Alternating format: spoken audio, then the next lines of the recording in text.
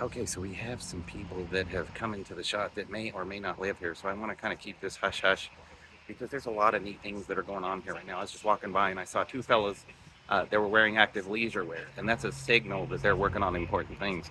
Um, I think it's just like a lot of that native stuff we talked about earlier. You know, the native mayor, he's so in tune. You kind of sense that, hey, you look at him, you're like, hey, yeah.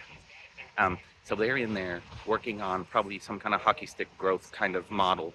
I remember back in 2016, back when Ida had her "You'll Own Nothing and Love It" thought, which I think of a lot of good pioneers like James Cooper and folks like that who really kind of understand that, and they kind of have to tiptoe around because they got a lot of like those people we were talking about earlier who don't really like when you say let's give a tax to try to make the city better. So he has to kind of tiptoe around that. But he sees us. I see you, James.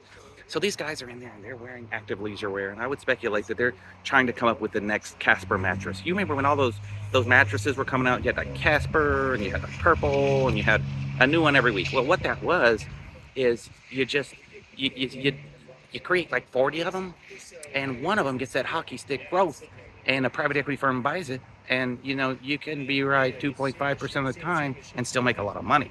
So you got these losers that won't vote yes.